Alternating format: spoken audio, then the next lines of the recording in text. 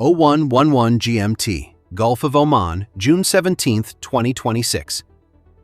A 300,000-ton supertanker named Sonia 1 crosses the U.S. Navy's blockade perimeter. No evasion, no countermeasures, no course deviations. The Aegis-equipped destroyers positioned along that line hold station and do nothing, because Central Command orders them to stand down. For 66 days, that same stretch of water meant seizure, diversion, and economic paralysis for Iran. A tanker attempting that transit on April 14th would have faced interception within 200 nautical miles of Iranian port approaches.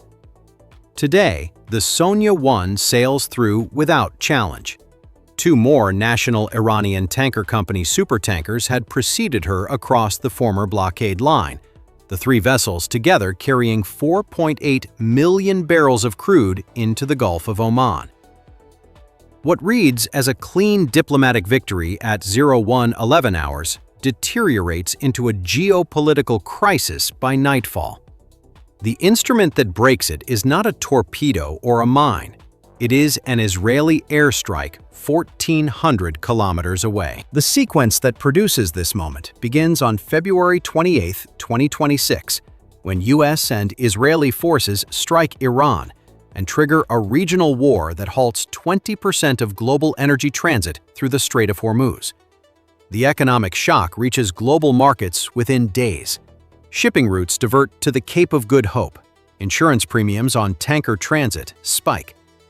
On April 13th, the U.S. Navy formalizes a full maritime blockade on all Iranian port traffic, targeting vessels entering or departing Iranian ports while leaving other international shipping lanes open.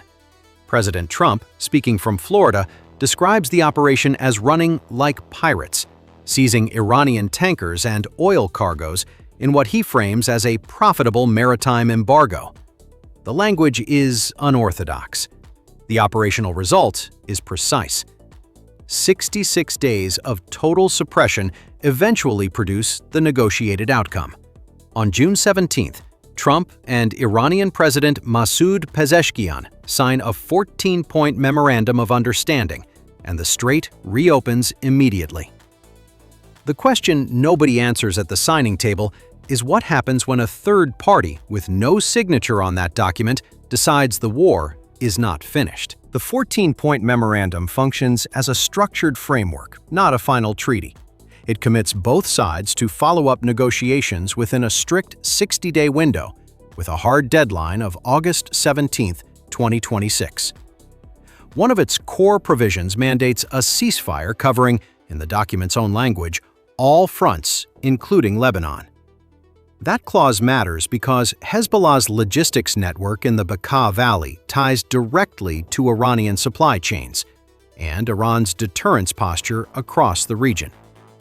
Tehran treats any continued military action in Lebanon as a documented breach of what it just signed.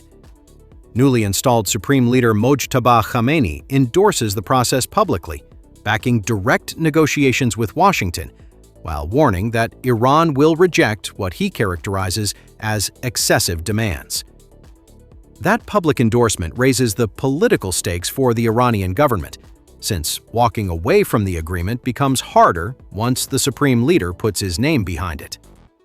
Which makes what happens in the Bekaa Valley 18 hours later particularly damaging to every party at the table. If you want to stay updated on this unfolding geopolitical crisis, make sure to subscribe and hit the notification bell.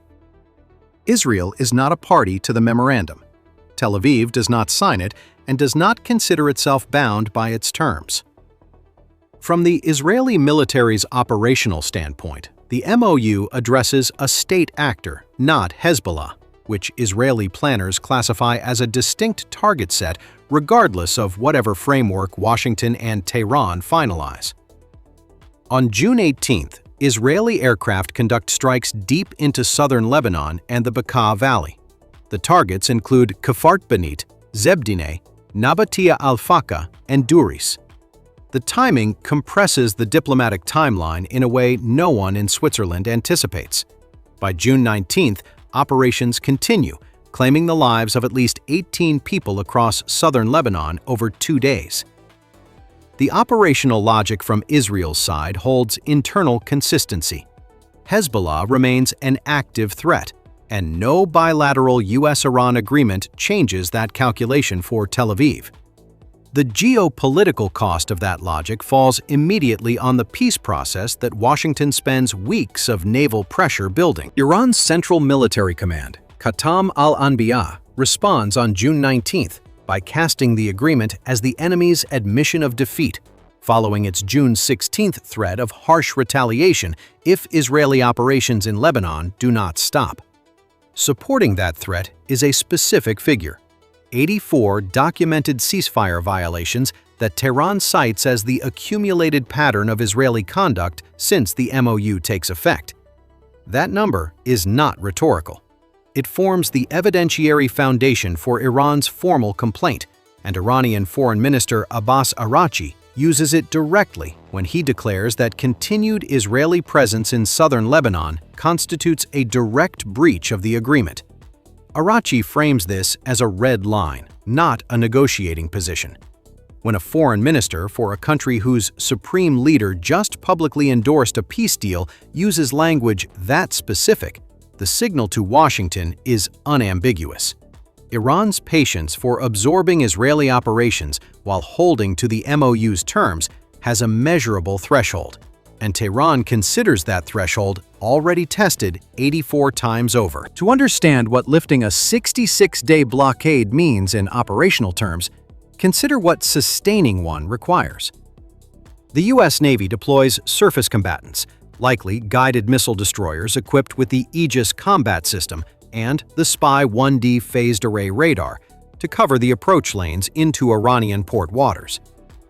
The Spy-1D array tracks more than 100 simultaneous targets at ranges exceeding 200 nautical miles. An Aegis-equipped destroyer positioned at the Gulf of Oman's eastern approach can identify, classify, and vector an intercept on any inbound tanker before it reaches the 12 nautical mile Iranian territorial boundary.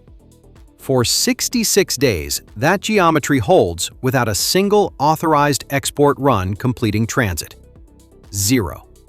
Total suppression at sea is operationally achieved. But the Strait of Hormuz is not yet fully clean. Iranian-placed naval mines require active clearing operations that continue independent of the diplomatic agreement. A naval mine costing as little as $1,500 to manufacture can disable a supertanker. The economic asymmetry means even a small number of uncleared devices exerts disproportionate influence on commercial routing decisions, and insurance underwriters track that variable separately from whatever communiques come out of Washington or Tehran. Negotiators in Switzerland schedule bilateral talks at the Burgenstock resort for June 19th. The agenda? Begin substantive work on the specific provisions the 60-day negotiation window requires. Vice President J.D. Vance confirms his attendance. The Iranian delegation prepares travel. The session never starts.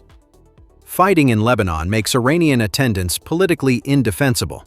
Tehran cannot place its foreign minister in a Swiss conference room while Israeli aircraft operate over Lebanese territory the MOU explicitly covers.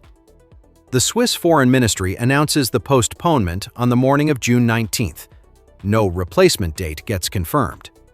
The August 17th hard deadline does not move.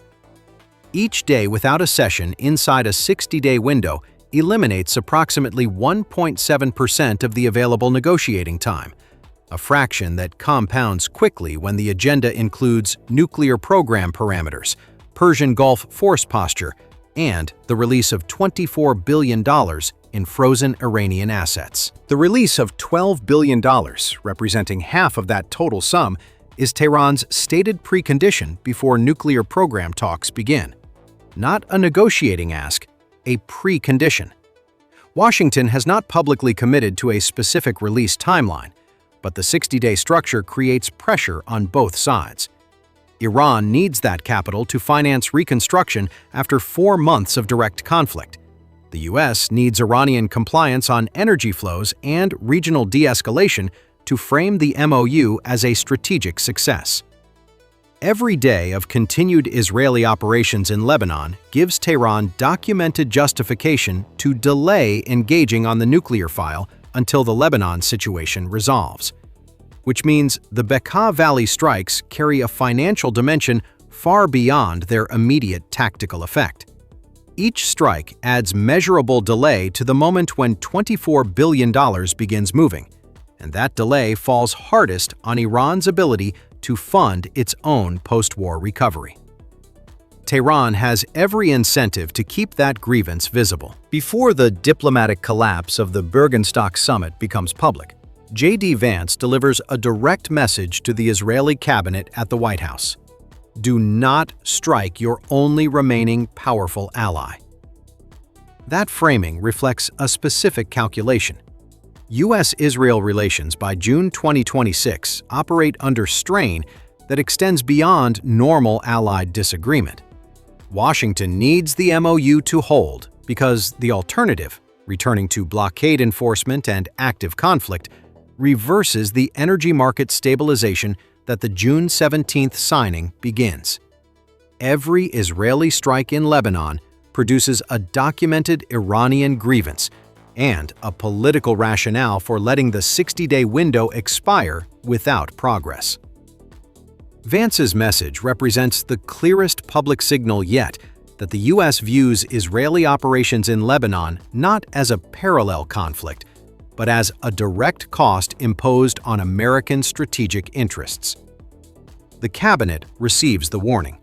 Operations proceed regardless, which confirms that the cost calculation Vance describes has not yet changed Israeli tactical decision-making. The Strait of Hormuz, under normal conditions, carries approximately 21 million barrels of oil per day, representing 20% of global petroleum consumption.